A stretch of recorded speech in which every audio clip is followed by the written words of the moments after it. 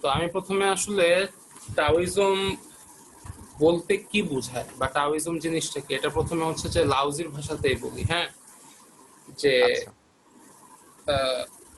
সে বলেছে যে তাও হচ্ছে তা যাকে শব্দে বাঁধা যায় না, কখনো হতে পারে নামকরণ, তাতে আসল তাও ধরা পড়ে না, মানে তাতে আর কি তাও ব্যাপারটা ধরা পড়ে না।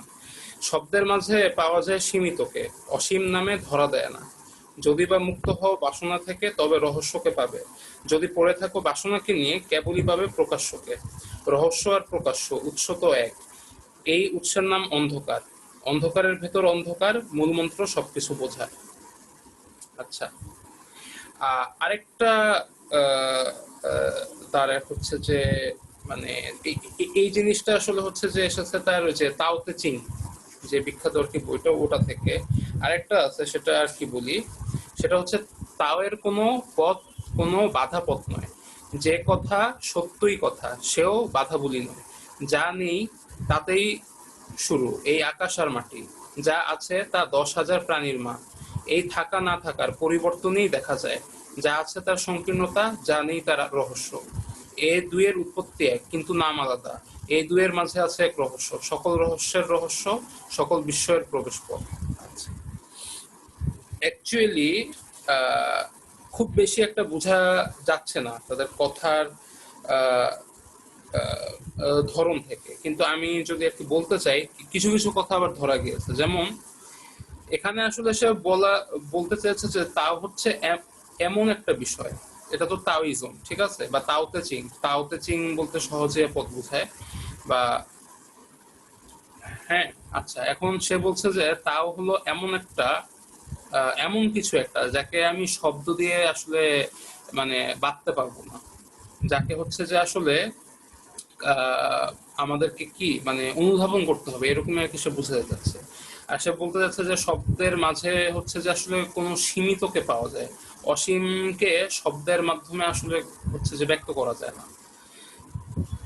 আর মানে এরপরে আর কি সে বলতে চাচ্ছিল যে যদি বা মুক্ত হও বাসনা থেকে তবে রহস্যকে পাবে, যদি পড়ে থাকো বাসনাকে নিয়ে কেবলই পাবে প্রকাশ্যকে। আচ্ছা, ঘটনা হচ্ছে আমরা যদি মানে আমাদের ডেজায়ার থেকে, সহজ কথা, বাসনা থেকে যদি হচ্ছে যে আমরা নিজেদেরকে মুক্ত করি, তাহলে হচ্ছে হয়তোবা জগতের রহস্য যে বিষয়গুলো আছে সেই বিষয়গুলোকে আর কি আমরা ধরতে পারবো। হ্যাঁ, তো আর যদি হচ্ছে যে বাসনাকে নিয়ে থাকি, তাহলে হচ্ছে যে যে ব্যাপারগুলো ভিজিবল আমাদের ইন্দ্রিয় দ্বারা, সেই বিষয়গুলোকে হচ্ছে যে আসলে কি নিমজ্জিত থাকবো, আমরা রহস্যকে আসলে টাচ করতে পারবো না, এটাই হচ্ছে যে তার কথা।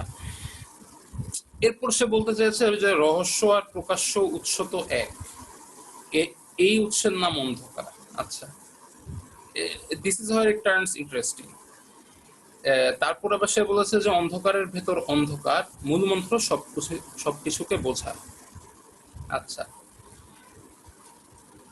একটা এই জায়গা থেকে আর কি আমি বলি যে মজার ব্যাপার হচ্ছে প্রায় এই রকমই একটা ধ্যান ধারণা এবং একটা বক্তব্য আমার খুব শৈশব থেকে ছিল।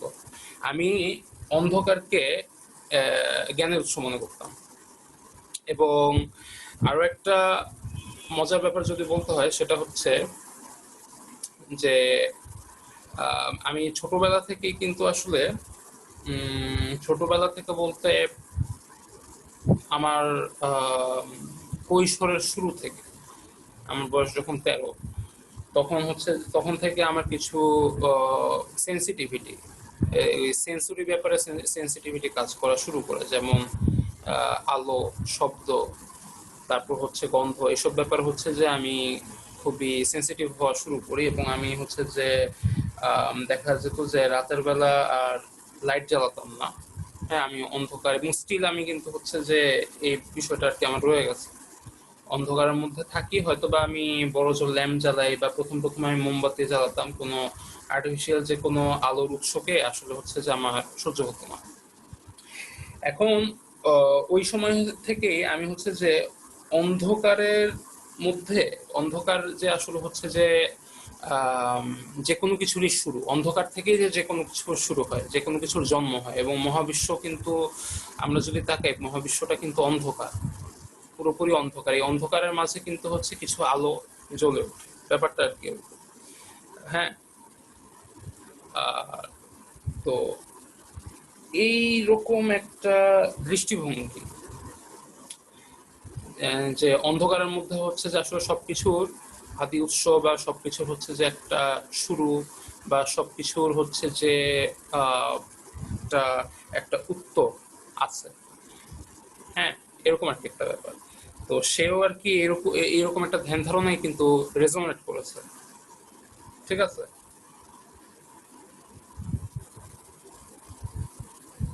হ্যালো।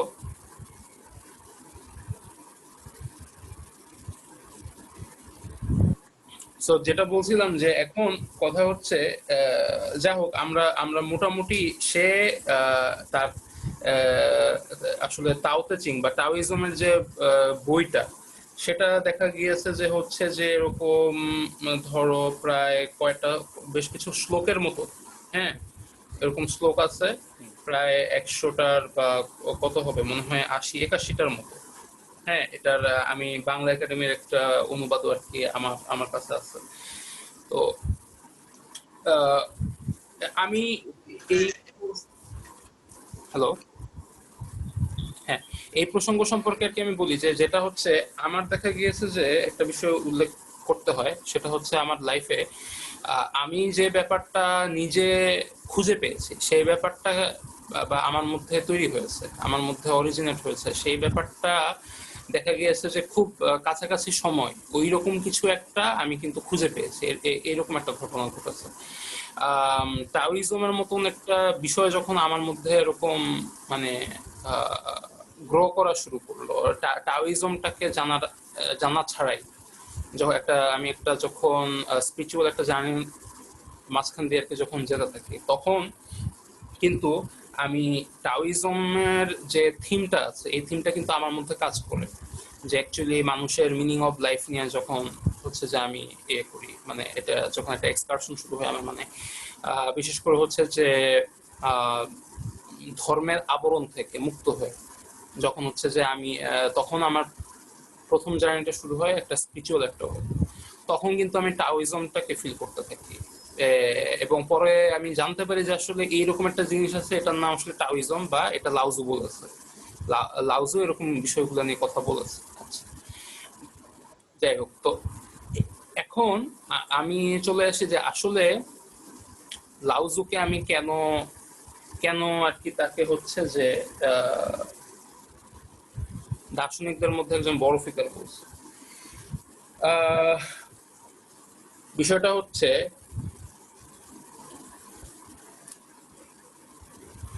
যত ধরনের দার্শনিক আছে, তারা কিন্তু হচ্ছে যে দর্শনটা কিন্তু মূলত আমরা বুঝি যে হচ্ছে যে মানব জীবন সম্পর্কে। হ্যাঁ, মানব জীবনের একটা আলটিমেট সম্পর্কে, বা জীবনের সাথে জগতের কোনো সম্পর্ক, সমন্বয় বা অর্থ, এই ব্যাপারগুলো নিয়ে কিন্তু হচ্ছে যে দর্শন আলোচনা করে।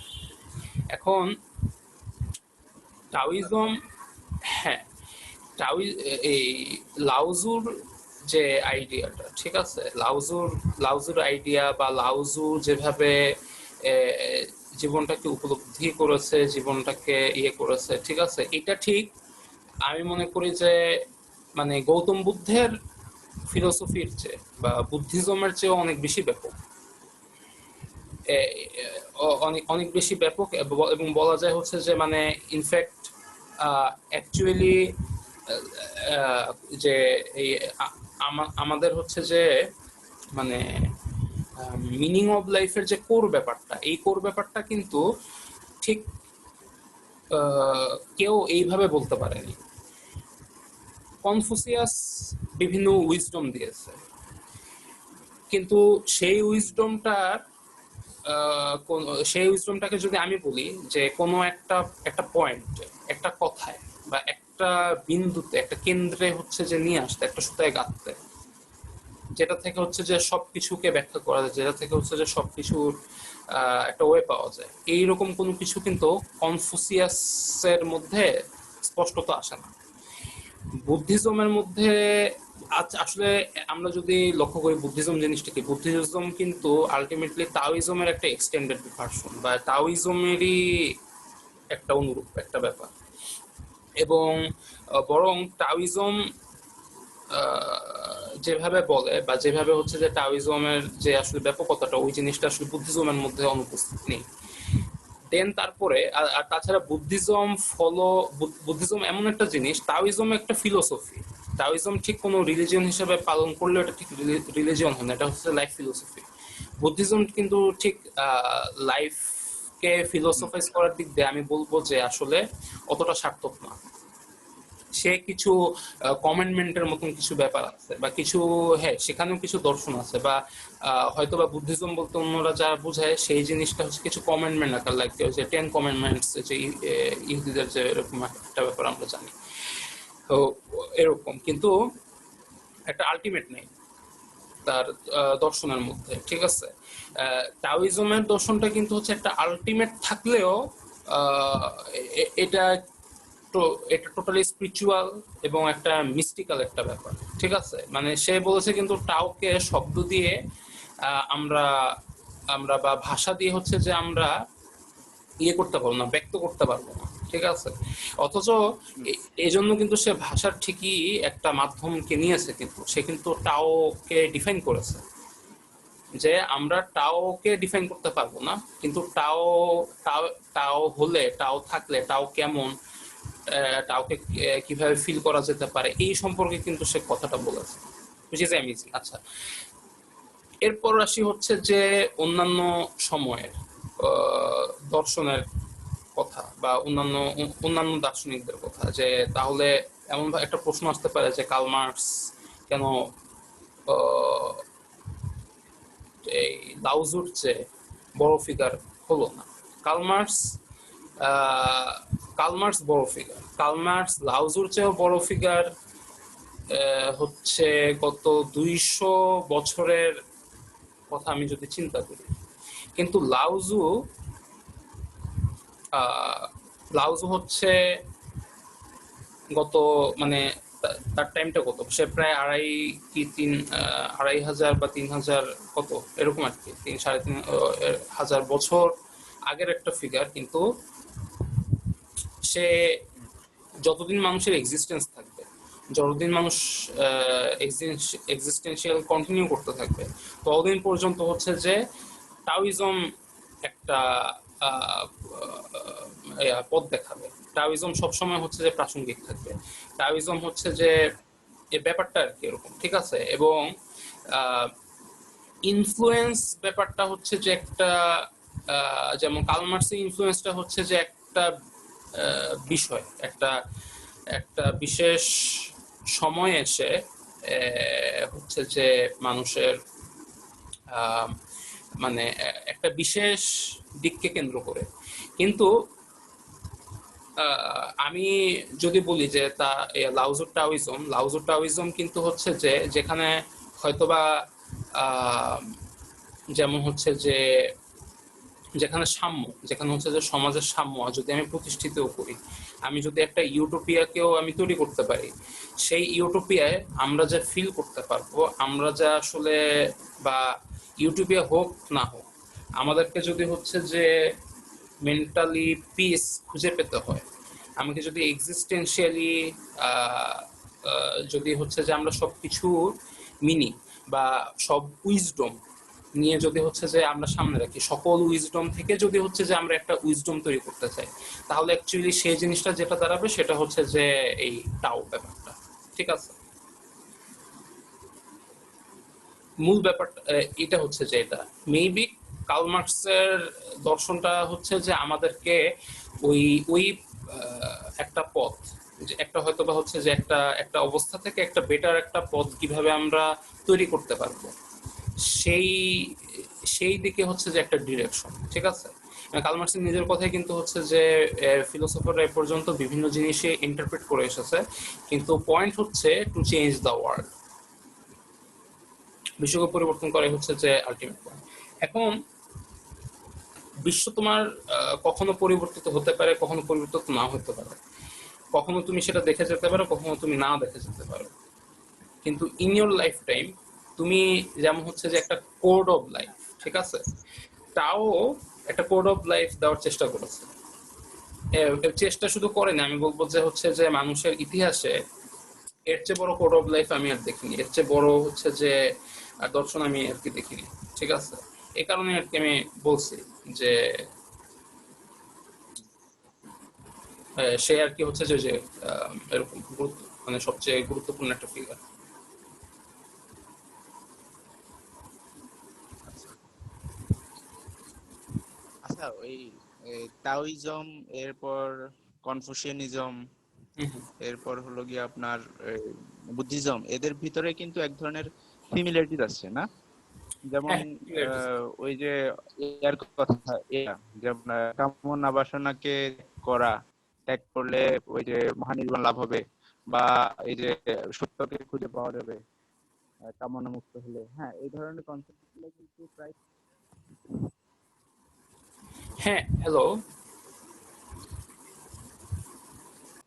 বা ওই যে ইয়াতেও আছে, বুদ্ধিজমের ভিতরেও আছে যে কামনা বাসনা থেকে কেউ যখন মুক্তি লাভ করতে পারবে ভালোভাবে, সে তখন নির্বাণ লাভ করবে। হ্যাঁ, হুম হুম হুম। এই ব্যাপারটা, এই ব্যাপারগুলো কিন্তু সিমিলার না মোটামুটি, হ্যাঁ এই হ্যাঁ তাওইজম, similar। কিন্তু কনফুসিয়ানিজম। হ্যাঁ, হ্যাঁ বুদ্ধি। সিমিলার, পার্থক্যটা শুধু হচ্ছে কি একটু, যেমন টাওইজম বলেনি যে তোমাকে ঠিক এটা করতে হবে, এটা করলে বা তুমি হচ্ছে যে এখন গেরুয়া রঙের জামা পরে তুমি এখন ধ্যান করবে। কিন্তু দেখা গিয়েছে যে এটা মানে ইন্টারেস্টিংলি একটা ধর্মের বা একটা রিচুয়ালের দিকে যারা এটা রূপ নিয়েছে, মানে বা এটা রূপ দিয়েছে, ঠিক আছে। এই কনফিউ মানে কনফুসিয়াসের যে ব্যাপারটা, আমি আসলে কনফুসিয়াসিজম নিয়ে অত বেশি স্টাডি আমি করি, বাট অ্যাপারেন্টলি কনফুসিয়াসিজম বা হচ্ছে যে বুদ্ধিজম, এটা কিন্তু এই কিছু টাওইজমের কিছু লেসনের দ্বারা, কিছু টিচিং এর দ্বারা প্রভাবিত হয়ে ওই ব্যাপারে তারা একটা সাধনা করে করার চেষ্টা করেছে। কিছু কনসেন্ট্রেশন নিয়ে তারা হচ্ছে যে একটা ব্রাঞ্চ তৈরি করেছে, আমি আর কি ব্যাপারটা বলবো। বাট টাওইজমটা হচ্ছে আসলে সবচেয়ে আচ্ছা এখানে কোনো কিছু এটাকে কিন্তু সীমারেখায় বাধা হয়নি। হ্যাঁ, আচ্ছা আচ্ছা, মানে লাউজু কি আহ, গৌতম বুদ্ধ বা কনফুসিয়াসের কি আগে? হ্যাঁ আগে। মানে লাউজুর এক্সিস্টেন্স কি তাদের আগে ছিল? হ্যাঁ, আমার আমার জানা মতো আগে, তুমিও দেখে নিতে পারো আগে। আচ্ছা আচ্ছা, তাও তে সিং না? হুম হুম হুম। হ্যাঁ, ইয়া মানে তাও তো। ওনার লিখিত যে বইটা, রাইট। মানে এই তাওইজমের যে বইটা পাওয়া যায়, হ্যাঁ কি তাওতে, তাও তো চিং। হ্যাঁ, তাও তো চিং তাওতে বা সিং। সহজ, তাও তে আচ্ছা চিং। হ্যাঁ। আচ্ছা, তো এরকম সেন্স সিমিলারিটিস ওই আমি কনফুসিয়াসের ওই একটা কোর্সে, মানে চাইনিজ কালচার নিয়ে একটা ইয়েতে ছিলাম আমি, পড়াশোনা করছিলাম। তো এখানে কনফুসিয়াসের যে ফিলোসফির ভিতরে তিনটা অংশ, ওই তিনটা অংশের ভিতরে একটা অংশ হলো গিয়ে ছিল যে তাও, মানে ওইখানে উনি বলছেন যে তাও হলো গিয়ে মানে রোড বা রাস্তা। আচ্ছা, হ্যাঁ হ্যাঁ বল। বল। আচ্ছা, তো ইয়ে ইকো বলছিলাম হচ্ছে যে এখন আবার, ইকো ইকো হচ্ছে। আচ্ছা, ইয়ে কনফুসিয়াস, ইকো হচ্ছে এখন আবার, ইকো ইকো হচ্ছে। হ্যাঁ, আমার কথার ইকো হচ্ছে। আচ্ছা, না এখন এখন আবার বন্ধ হ্যাঁ হয়েছে। এখন শুনছেন? এখন হ্যাঁ ঠিক শুনছেন? আছে এখন। এখন হ্যাঁ এখন ঠিক আছে। আচ্ছা, হ্যাঁ। বলছি যে ইয়া। ওই কনফুসিয়াসেরও, রাইট, কনফুসিয়াসের ওই যে ফিলোসফির ভিতরে তিনটা পার্ট, তিনটা পার্টের ভিতরে একটা গুরুত্বপূর্ণ অংশ হলো গিয়ে তাও। মানে হুম তাওইজমের ভিতরে যে শুধু তাও তা না, আমি এর ভিতরে পেয়েছি আর কি, কনফুসিয়াসের ফিলোসফির ভিতরে তাও, এখানে উনি বলছেন যে তাও মানে হলো গিয়ে রোড হুম বা হুম হুম। পথ। তো আর আর দুইটার ভিতরে একটা, একটা হলো গিয়ে রেন, আরেকটা কি যেন ভুলে গেছি, তিনটা ছিল। তো একটা একটা হলো গিয়ে মানে এই তাওইজমের যে ব্যাপারটা ওই অ্যাডপ্ট করছে আর কি। যদি তাওইজম, আমার কাছে মনে হচ্ছে লাউজো আগে ছিল, তো উনি মেবি তাওইজম থেকে ওই তাওয়ের ব্যাপারটা ওনার ফিলোসফিতে অ্যাডপ্ট করছিল না আর কি। আচ্ছা আচ্ছা আচ্ছা, হ্যাঁ হ্যাঁ হ্যাঁ, তো এই আর কি, এক্স্যাক্টলি এক্স্যাক্টলি। যতটুকু মনে হচ্ছে। কনফুসিয়াস আচ্ছা, কিন্তু তো অ্যাকচুয়ালি এটা তো বেশ ওয়াইজ একটা মানুষ ছিল, হ্যাঁ। আর তবে তবে একটা ব্যাপার কি, মানে আলটিমেটলি চাইনিজরা কিন্তু মূলত সবাই টাওয়িস্ট। আলটিমেটলি সবাই কিন্তু অ্যাকচুয়ালি টাওয়িস্ট। চাইনিজদের কিন্তু রিলিজিয়ন নাই। চাইনিজরা কিন্তু হচ্ছে যে রাইট রাইট, হ্যাঁ, এমনকি তাদের একটা মার্শাল আচ্ছা আর্টও তো আচ্ছা কিন্তু আছে তাও তো চিং এর উপরে, মানে হ্যাঁ। হ্যাঁ আচ্ছা, হ্যাঁ হ্যাঁ আমার এখন মনে পড়েছে মজার হ্যাঁ হ্যাঁ, ব্যাপারটা হচ্ছে আমি জেটলির একটা মুভি দেখি, সেটা ছিল তাওতো চিং।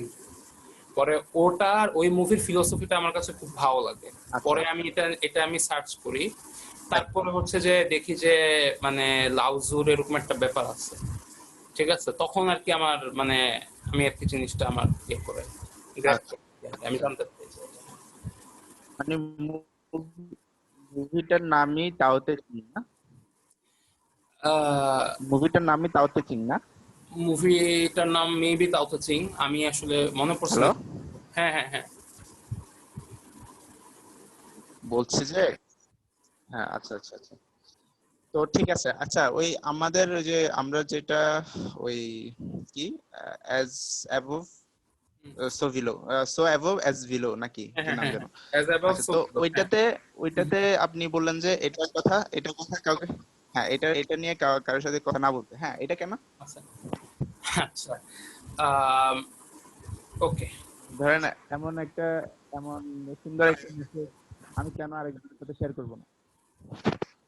আচ্ছা, হুম, দেখো, আমরা আমাদের সমাজে একটা জিনিস প্রচলিত আছে, সেটা হচ্ছে আমাদের আহ সমাজ বলতে আমি বর্তমান যে একটা ভার্চুয়াল একটা রিয়েলিটিতে আমরা বাস করি, হ্যাঁ, বা সোশ্যাল মিডিয়া যেটাকে বলে, সেটা সহ আমাদের পুরো সমাজটার কথা বলছে। আমাদের সমাজে বর্তমান এই সমাজ, এই চলতি সমাজ, 2020 সালের সমাজ, এই সমাজটা এখন কিন্তু টোটালি ভার্চুয়ালি এভাবে এভাবে হচ্ছে যে চলছে।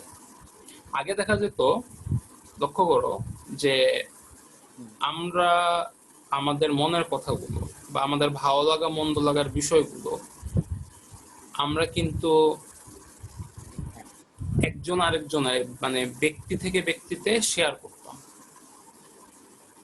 রাইট? রাইট, আচ্ছা, কিন্তু এখন আমরা কি করি, আমরা একটা ফেসবুক বা টুইটার বা এনিওয়ার আমরা হচ্ছে যে পোস্ট দিয়ে দিই।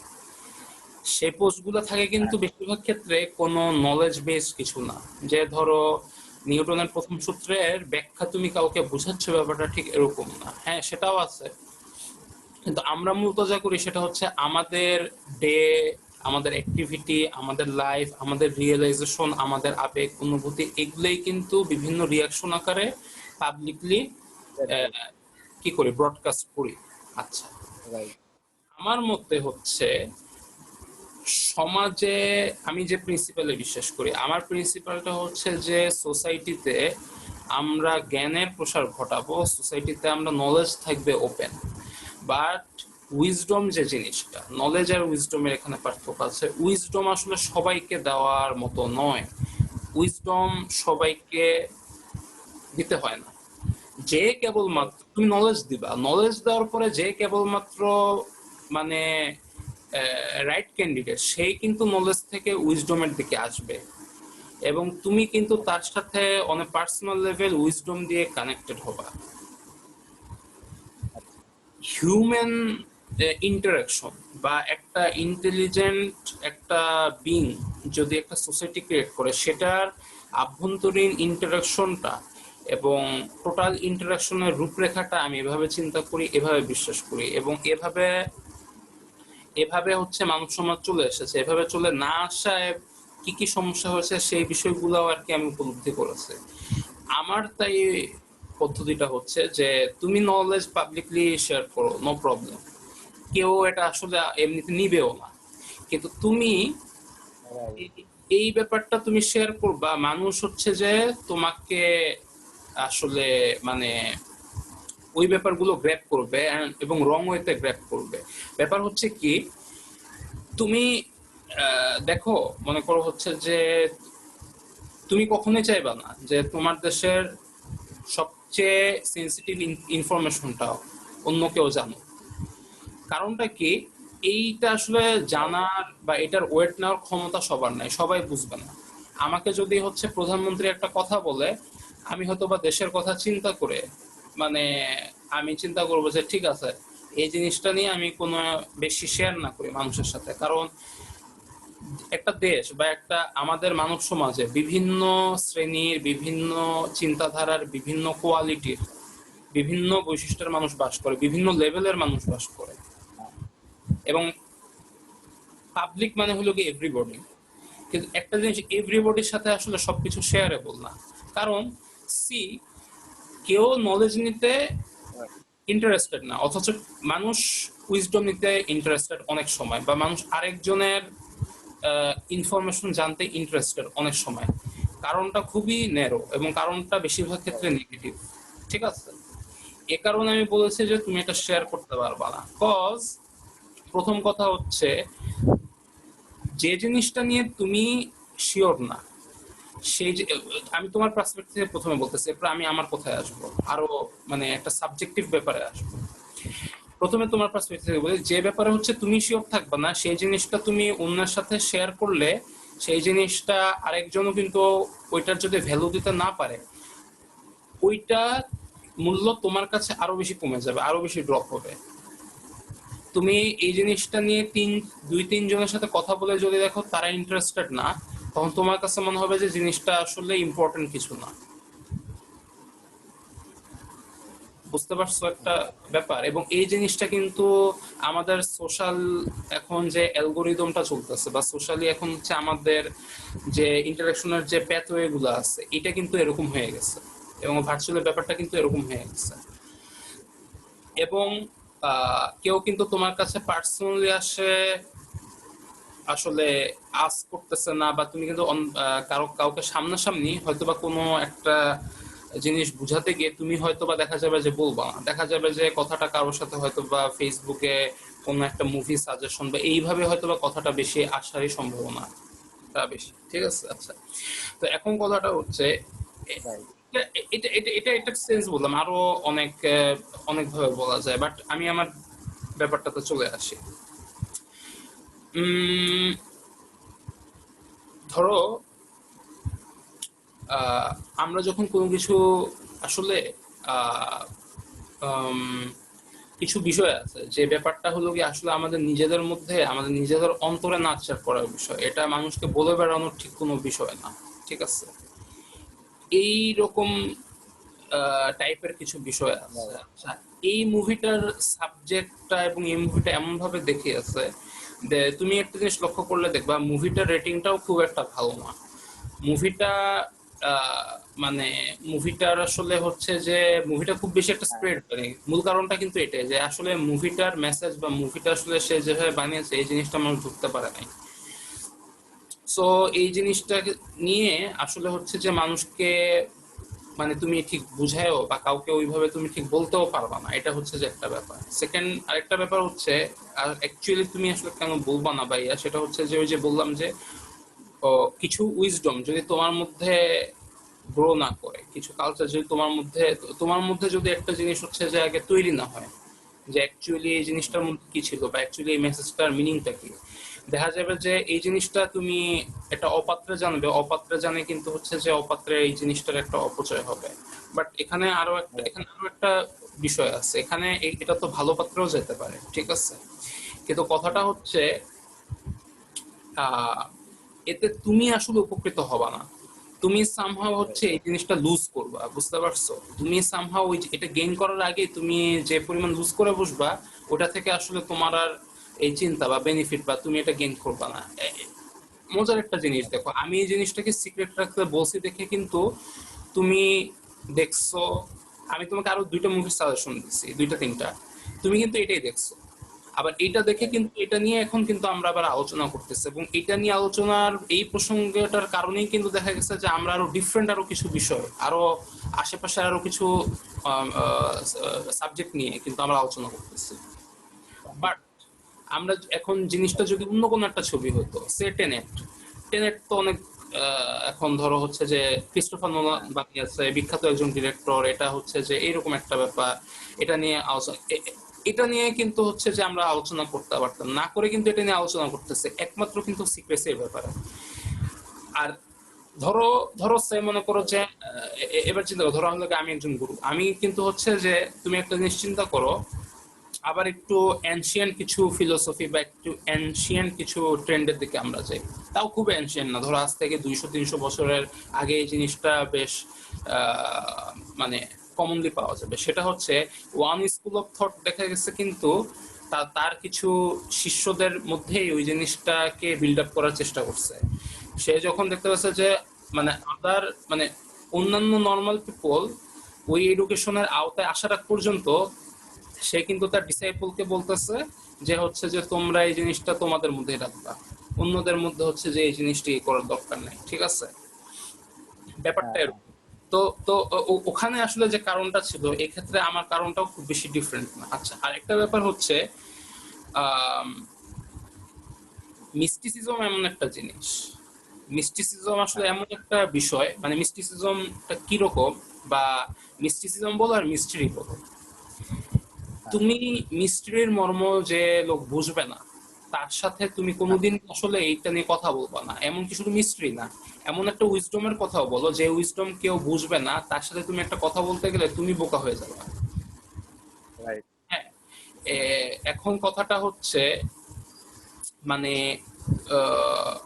আহ, বোকার স্বর্গে বসবাস বাধ্য হয়ে করলেও মানে হচ্ছে যে আমরা বোকার স্বর্গে থেকে কিন্তু আমরা কনসাস থাকার চেষ্টা করি, আমরা কিন্তু বলার চেষ্টা করি যে না, এটা একটা বোকার স্বর্গ, এই স্বর্গ আমি চাই না।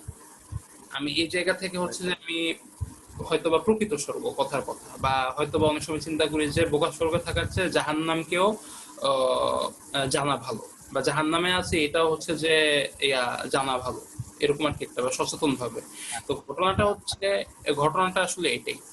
আর আর আরো একটা ব্যাপার হচ্ছে, আরো কিছু ব্যাপার আছে যে ব্যাপারগুলো আসলে আমি ঠিক ভাষায় বা আমার হচ্ছে অর্গানাইজড নাই, কিন্তু আমার কিছু থট আছে। আমি দেখেছি হচ্ছে যে মানুষের সাথে এটার কিছু সেন্স এতক্ষণ আমি বলার চেষ্টা করলাম, তো সেই সেন্সের আলোকে আর কি আমি বলছি যে মানুষের সাথে আহ, ওই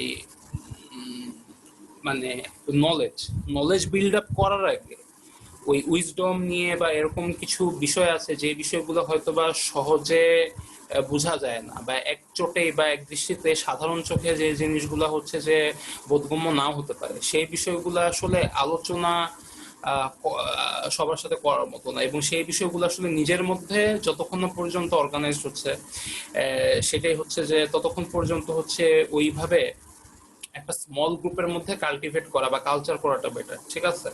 কারণ রাইট। আমরা স্মল গ্রুপের মধ্যে কাল্টিভেট করার আগে যদি এই জিনিসটার কে যাচাই বেশি করতে যাই, আমরা নিজেরা হয়ে যাব বেশি কনফিউজ। কারণ এমন না যে আমরা এই জিনিসটা সম্পর্কে অলরেডি আমাদের একটা ফাউন্ডেশন তৈরি হয়েছে বা জেনেছি, বা আমরা এটাকে বা এইটার উপর ভিত্তির উপরে মানে দাঁড়িয়ে আছে, ঠিক আছে? তো এটা হচ্ছে যে সেই রকম একটা বিষয়। আর এরকম কিছু বিষয় আছে যে ধরো তুমি অনেক সময় লক্ষ্য করবা যে তুমি এমন কিছু অনুভূতি, এমন কিছু চিন্তা, যে চিন্তাগুলা তুমি যদি মানুষের কাছে, হ্যাঁ ধরো মানুষের সাথে শেয়ার করো, দেখবা যে সেই বিষয়টা নিয়ে তোমার মধ্যে সিরিয়াসনেসটা কমে যাচ্ছে, এরকম আর কি একটা ব্যাপার। তো তুমি যখন হচ্ছে ওটা কিছু নির্দিষ্ট সংখ্যক লোকের সাথে আলোচনা করবা, তখনই কিন্তু হচ্ছে সেই ব্যাপারটার একটা আলাদা একটা গুরুত্ব থাকবে, বুঝতে পেরেছো? হ্যাঁ, ধরো এই যে আমাদের পডকাস্টটাও কিন্তু ডিফারেন্ট কিছু না, কাইন্ড অফ একটা সেম একটা ব্যাপারই কিন্তু, এই আর কি। তো ভাইটাল হয়ে আসলে জিনিসটা নিয়ে তুমিও কোশ্চেন করেছো, তাই একটু সময় নিয়ে আর কি বললাম। রাইট। আচ্ছা, এই যে আমরা যে তাওইজম নিয়ে কথা বললাম, হ্যাঁ, হুম। এটার সাথে কিন্তু ওই যে আপনার মুভির টিচিংটা যেভাবে বললেন ওইটার সাথে কিন্তু এক ধরনের সিমিলারিটিজ আছে। আচ্ছা আচ্ছা। হুম। যেমন ওই যে এই মেয়েটা সে ফিলোসফার স্টোন লোভ থেকে খুঁজে নেয়, সে খুঁজছে যে সে সত্যটা জানতে চায়। হ্যাঁ হ্যাঁ হ্যাঁ হ্যাঁ মানে অনেকেই ফিলোসফার স্টোনের পেছনে পড়ছে শুধুমাত্র লোভ, মানে লোভের কারণে। হ্যাঁ, হ্যাঁ। কিন্তু সে ওইটা চায় না, তার উদ্দেশ্য হলো যে সে সত্যকে জানবে। হুম হুম তো হুম হুম। এই ব্যাপারটা কিন্তু তাওইজমের সাথে এক ধরনের মনে হচ্ছে যে এক ধরনের মিল আছে আর কি। হ্যাঁ, তাওজমের সাথে মিল আছে। তাছাড়া হচ্ছে যে আমি আমারও দেখা গিয়েছে যে এই ফিলোসফিটা আসলে আমার পছন্দ, বা ফিলোসফিকে এটা একটা অ্যাপ্রোচ পছন্দ। ফিলোসফি আসলে পছন্দ বা অপছন্দটা ওইভাবে না, এই আর কি। আচ্ছা তো হ্যাঁ, এই ব্যাপারটা ভালো লাগে। ধরেন তাও মানে লাওজুর যে টিচিং যারা ফলো করে, হুম। এই ধরেন যে টাওইজম ফলো করে বা লাওজুর টিচিং যারা ফলো করে, তাকে যদি একজন টাওইস্ট বলা হয়, সেক্ষেত্রে কি আপনি নিজেকে টাওইস্ট হিসেবে আইডেন্টিফাই করতে, মানে নিজেকে মানে করতে পারেন কিনা যে আই এম এ টাওইস্ট, এই ব্যাপারটা?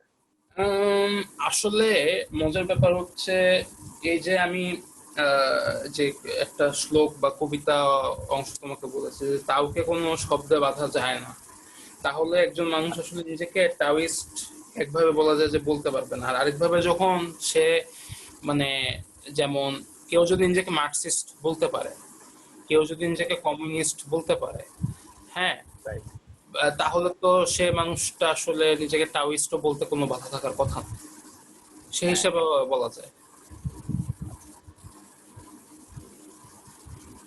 তো এই ছিল যে আমার ইন্টারেস্টের বিষয়। তো আপনি কি অন্য কোনো টপিকে কথা বলবেন? আচ্ছা, আসলে আমার সময় হ্যাঁ সময় থাকে না, তো এই জন্য মুহূর্তে সেটা হচ্ছে যে আইডিওলজি। আইডিওলজি ব্যাপারটা হচ্ছে এরকম, আইডিওলজি নিয়ে একটা পার্টে আমি ওই যে একটা লিপুর সাথে, আমার যে ফ্রেন্ডটা তার সাথে হচ্ছে যে একটা পার্ট করেছি। সো আচ্ছা আচ্ছা, এখন যদি বলি আইডিওলজির ব্যাপারটা হচ্ছে, আইডিওলজি ওয়ার্ডিংটা আসলে স্লাভোজিজেকের করা, এবং স্লাভোজিজেক আসলে এটা তার একটা একটা অরিজিনাল থিঙ্কিং। যদিও স্লাভোজিজেক মূলত একজন ইন্টারপ্রিটেশনাল ফিলোসোফার, অর্থাৎ বলতে চাচ্ছি যে যেসব ফিলোসোফার অন্যদের ফিলোসফি বা বিভিন্ন ফিলোসফিক্যাল আইডিয়াকে এক্সপ্লেন করেন, তারা রাইট সেই রাইট। ধরনের একজন ফিলোসোফার হচ্ছেন স্লাভোজিজেক। যেমন বার্ট্রান্ড রাসেলও এরকম একজন ফিলোসোফার ছিলেন, যে তারা আসলে নিজেদের নিজস্ব কোনো আইডিয়ার চেয়ে, আইডিয়া প্রতিষ্ঠা করার চেয়ে অন্যান্য আইডিয়া গুলাকে হয়তো বা ইন্টারপ্রেট করেছেন, এই ধরনের ফিলোসোফার।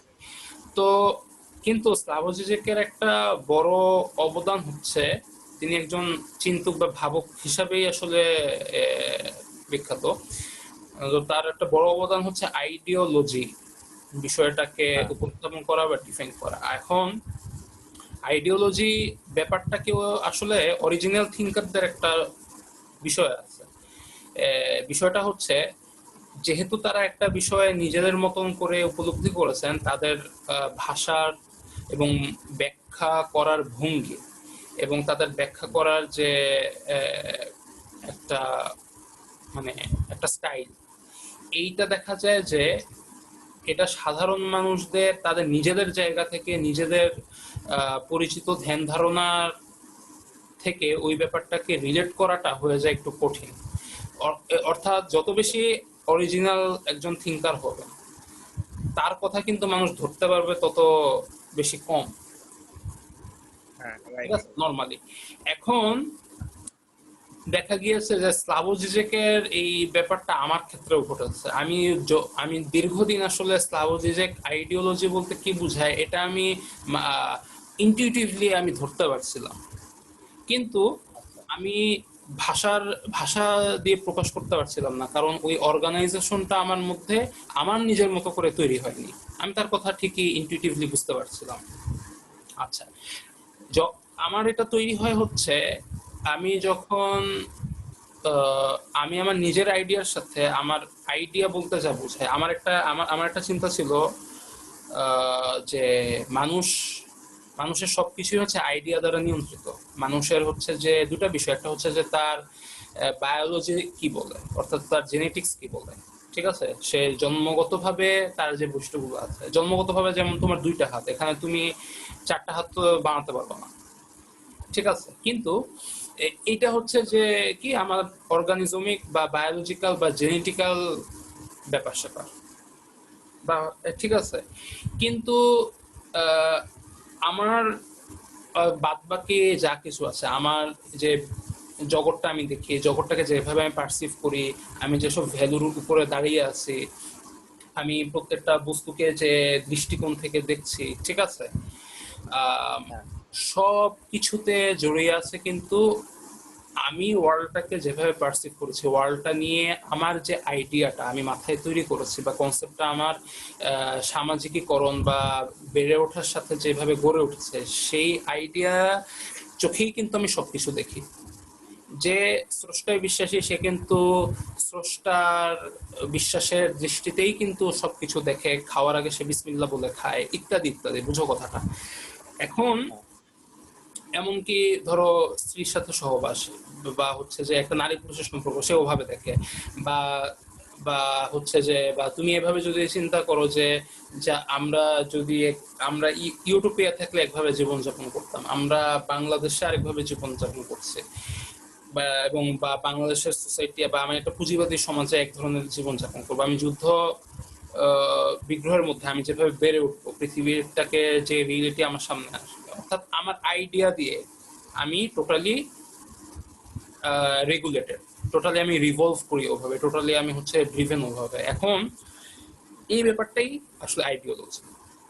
Ideology right. বলতে স্লাভো জিজেক এটাকে বুঝিয়েছে, আইডিয়া তো আসলে না, মানে আইডিয়া মানে তো হচ্ছে যে একটা আইডিয়া, মানে আইডিয়া তো যে ওয়ার্ডটা এটা একটা ইয়ে, কিন্তু আইডিয়ার দ্বারা যে হচ্ছে যে একটা একটা থিওরি, আইডিয়া আইডিয়া দিয়ে সবকিছু চলতেছে, এটাকে যখন তুমি বলবা যে এটার নাম দিবা একটা থিওরি হিসেবে, সেটা আর কি আইডিওলজি দাঁড়ায়। এখন এই ব্যাপারটা আমি রিলেট করতে পারি, আমি এই জিনিসটা বুঝতাম, ঠিক আছে, এই জিনিসটা যে আমি বুঝতাম এটার একটা কনফার্মেশন আমি পাই হচ্ছে যে হারারির বইতে আহ, আহ, একটা উদাহরণ ছিল যে পিওজো কোম্পানি, পিওজো কোম্পানির আসলে অস্তিত্ব বলতে কিছু আছে কিনা, বা পিওজো কোম্পানির যে হচ্ছে যে একটা বা কোনো একটা কোম্পানি, সেটা যে কোনো কোম্পানি হোক, একটা অর্থনৈতিক একটা ফিনান্সিয়াল একটা বডি, যে হ্যাঁ, ধরো তুমি কোনো একটা কোম্পানির যতগুলা লোকজন আছে, যে কলকারখানা আছে, ঠিক আছে, এটাকে যদি হচ্ছে যে ধরো কোনো এক কারণে সরকার বা কোনো একটা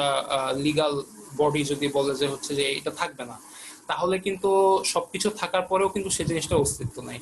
আবার কোনো কলকারখানাও যদি না থাকে, এরপরও যদি সেই কোম্পানিটার লিগাল একটা অস্তিত্ব থাকে, বা মানুষ মনে করে যে এইরকম একটা কোম্পানি আছে, সেটা যেভাবেই চলছে বা চলুক না কেন, তাহলেও কিন্তু ওটার অস্তিত্ব আছে।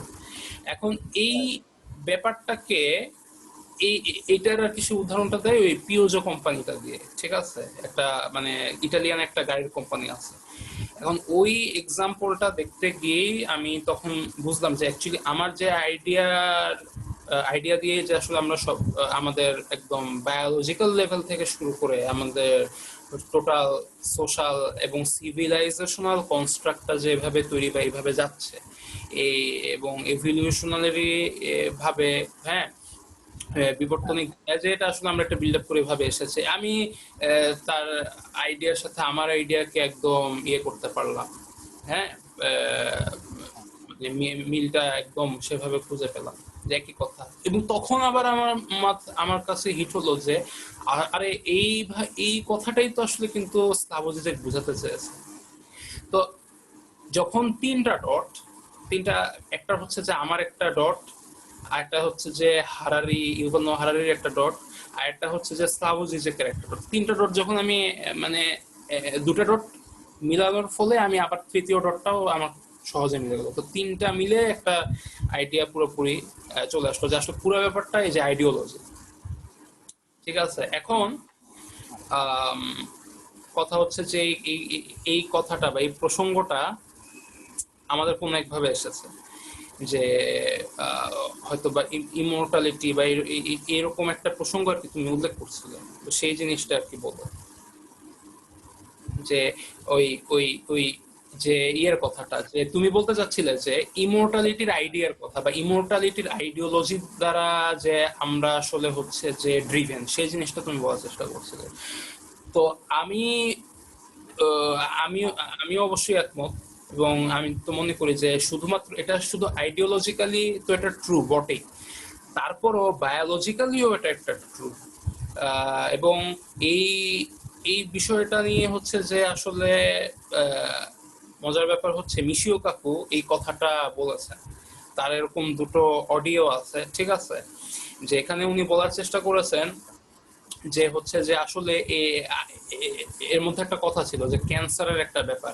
আমি আমি ক্যান্সারের এই ফেনোমেননটাকে কিন্তু আমি আসলে হচ্ছে আমার একটা ফ্রেন্ড ছিল, তাকে এই কথাটা আমি বলেছিলাম যে cancer is nature's way to tell us that we want to be immortal.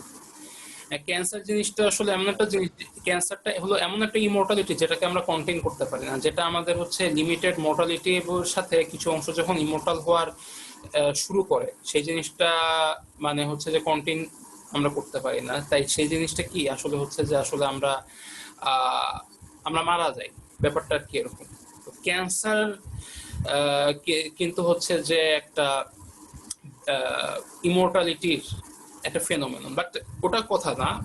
ব্যাপারটা হচ্ছে যে বায়োলজিক্যালি আমরা কিন্তু দেখা গিয়েছে যে আমাদের যে আহ, এগিয়ে চলা বা যে লক্ষ্যে আমরা যেন এগিয়ে চলছি সেই ব্যাপারটা কিন্তু আসলে হচ্ছে একটা ইমোর্টালিটিকে ইন্ডিকেট করে। তুমি যদি লক্ষ্য করো যে চিকিৎসা বিজ্ঞান অ্যাকচুয়ালি কি করেছে, চিকিৎসা বিজ্ঞান কিন্তু আলটিমেটলি আমাদের লাইফ স্প্যানটাকে এক্সপ্যান্ড করেছে, ঠিক আছে। আগের হ্যাঁ ক্রোমেটিন মানুষরা 32-33 বছরের বেশি বাঁচতে পারতো না। তো আস্তে রাইট। আস্তে চিকিৎসা বিজ্ঞান কিন্তু আমাদের গড় আয়ুকে কিন্তু আমাদের কি বর্ধিত করেছে।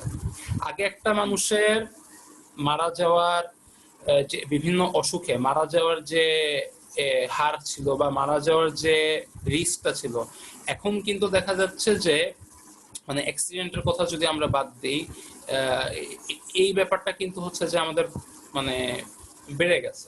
আগে অনেক রোগের ভ্যাকসিন ছিল না, ভ্যাকসিন আছে, ইত্যাদি বিভিন্ন রকম ব্যাপার স্যাপার, ঠিক আছে, আমরা যে জিনিসটা এখন দেখতে পাচ্ছি। তো আসলে আমরা যদি তাহলে বলি যে আসলে চিকিৎসা বিজ্ঞানের কাজটা কি, বলা যায় না যে একভাবে যে চিকিৎসা বিজ্ঞানের অ্যাকচুয়ালি কাজ হলো আসলে আমাদেরকে ইমোর্টালিটি দেওয়া। চিকিৎসা বিজ্ঞান কিন্তু আলটিমেটলি আমার মানে তুমি এইজ হও, দেখো একের পর এক তুমি লক্ষ্য করো মানে মানে আসতে চাইলে বসতে চায়, বসতে চাইলে খাইতে চায়, খাইতে চাইলে শুতে চায়, শুতে চাইলে হ্যাঁ আবার হচ্ছে যে থাকতে চায়। তো তুমি যখন হচ্ছে যে বাঁচবা, তোমার যখন হচ্ছে মানে কি তুমি আগে তাড়াতাড়ি মারা যেতা, এরপরে তুমি চিকিৎসা বিজ্ঞান তুমি চাচ্ছ যে হচ্ছে কি তুমি আরো দীর্ঘদিন বাঁচা।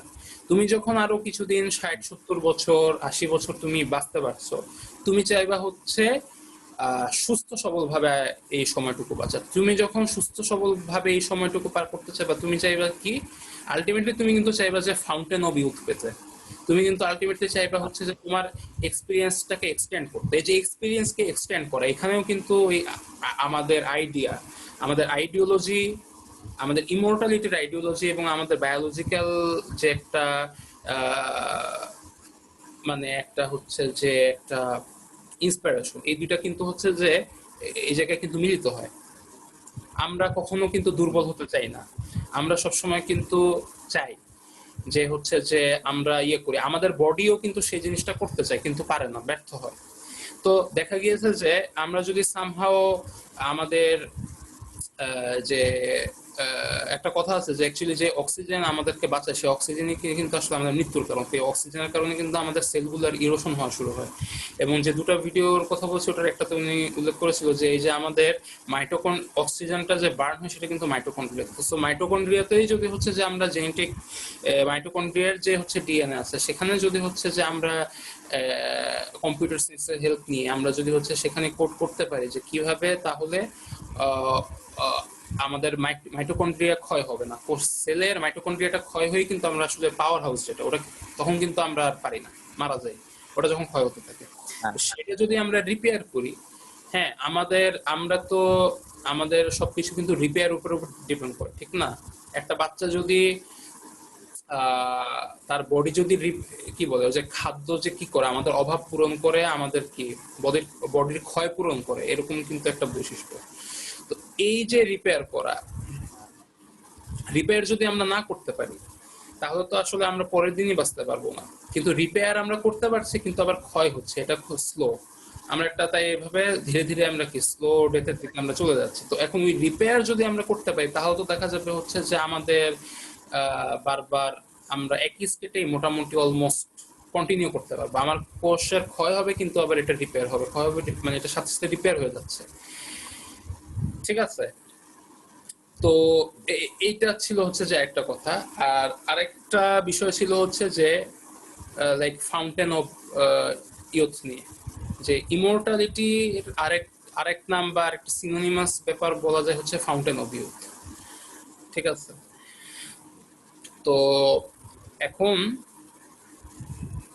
ইমোর্টালিটির অ্যাচিভমেন্টটা, ওই যে আমরা হ্যাঁ, আমরা যে ওই লাউজুর কথা, আচ্ছা ওই মুভিটার কথা বলছিলাম, ওইটার সাথে ফাউন্টেন সিনেমারও এক ধরনের সিমিলারিটিস পাওয়া হ্যাঁ যায়। হ্যাঁ যেমন এক্স্যাক্টলি, ওইখানে ওই ওই যে তিনটা নিয়ে ওই কিন্তু মেয়েটার চিত্র গাড়িটা, মুভিটা ফাউন্টেন। হ্যাঁ হ্যাঁ হ্যাঁ ফাউন্টেন এবং এই যে ড্যারেন অ্যারোনফস্কি, ও কিন্তু ওই যে ইয়া মানে জিউস, এবং ওদের কিন্তু ফাউন্টেন অফ ইয়ুথ বা ওদের সার্কেল অফ লাইফ, ওদের কিন্তু কিছু এরকম ইয়া আছে তুমি যদি লক্ষ্য করো। ঠিক আছে। ওদের কিন্তু তুমি কাব্বালিস্টিক বা এরকম কিছু ওদের মানে এরকম কিছু থিওরি আছে। হ্যাঁ। ঠিক আছে। হ্যালো। হ্যাঁ হ্যাঁ। হ্যাঁ বলো। হ্যালো। হ্যাঁ হ্যাঁ বলো। হ্যাঁ মিল আছে। তো হ্যাঁ, তো ফাউন্টেন ধরেন, ওই যে ফাউন্টেন খোঁজার যে ব্যাপারটা, এরপর হলো গিয়ে ফিলোসফার ফিলোসফার মানে ফিলোসফার স্টোন খোঁজার ব্যাপারটা, হ্যাঁ। এরপর হলো গিয়ে ধরেন বুদ্ধিস্টদের মহানির্বাণ লাভ। এরপর ওই হিন্দুদের কি বলে আহ ব্রহ্মার সাথে মিলিত হওয়ার ব্যাপার, হুম মানে হুম হুম এরপর হলো গিয়ে মুসলিমদের ভিতরে ধরেন যারা সুফিস্ট, হুম হুম তাদের যে ওই যে কাসাবিল্লাহ, হ্যাঁ। হুম হুম হুম হুম। Right. এই ব্যাপারগুলো কিন্তু দেখা যায় যে একদিকেই ওই দিকে ইন্ডিকেট করে, ঠিক আছে, মানে Right, এক অবশ্যই। ধরনের ইমর্টাল লাইফ, তুমি দেখো না কেন, ইমর্টালিটি অর্জনের। অবশ্যই হ্যাঁ, তুমি দেখো না কেন যে এই যে ধরো আমাদের মৃত্যুর পরের জন্য ব্যাপারটা কিন্তু এটাই, আলটিমেটলি কিন্তু অমর হওয়াটাই কিন্তু সবারই লক্ষ্য। রাইট রাইট, হ্যাঁ। তো এখন আমরা আজকে আজকে আমার একটু আমি এখন একটা মজার ব্যাপার উল্লেখ করতে চাই, সেটা হচ্ছে একটু ইন্টারাপ্ট করলাম তোমাকে। মজার দিকটা হচ্ছে এই ব্যাপারটা মানে দেখো খুবই মানে যেটাকে বলে যে হাইডিং ইন প্লেন সাইট, ইমোর্টালিটির ব্যাপারটা কিন্তু right hiding in plain sight হয়ে গেছে। আমি অনলি যেটা করার চেষ্টা করছি সেটাকে হচ্ছে একটা কনসাস গোল হিসাবে রাখতে, হিউম্যানিটির একটা কনসাস গোল হিসেবে ইমোর্টালিটি ব্যাপারটাকে সামনে রেখে এটাকে কেন্দ্র করে হচ্ছে যে আমাদের মানে কালেকটিভলি আগাতে হবে। আমি শুধু এই কথাটা বলছি, দ্যাটস ইট। হুম হুম। তো আজকে তো এতটুকু বললাম, হুম এরপর আগামীকালও আমার মোটামুটি সময় আছে যথেষ্ট। আমরা ওই ফেমিনিজমের ব্যাপারটা নিয়ে কথা বলতে পারি, প্লাস হুম ইমর্টালিটির যে ইমর্টালিটির ব্যাপারটা, যে ধরেন সবার এক ধরনের সাবকনসিয়াস লেভেলে সবারই এক ধরনের ইন্টেনশন, হ্যাঁ, ইমর্টালিটি লাভ। হ্যাঁ, হুম এখন ওইটা আপনি বললেন যে আপনি কনসিয়াস লেভেলে এসে আপনার ওইভাবে কাজ করতে চান, হুম তাহলে আমরা আলটিমেটলি কনসিয়াস থেকে কিভাবে ইমর্টালিটি অর্জন করা যায়, বা আপনার কি প্ল্যান, আপনি হুম বর্তমানে যারা যারা কাজ করে এই ব্যাপারগুলো নিয়ে, তারা হুম কিভাবে কাজ করে, তারা কিভাবে আগাচ্ছে, এগুলো নিয়ে কথা বলতে পারবো কি আগামীকাল। হুম হুম হুম। আচ্ছা ঠিক আছে, তাহলে আজকের মতো তাহলে আমরা শেষ করি, হ্যাঁ। হ্যাঁ আচ্ছা, ঠিক আছে। আচ্ছা।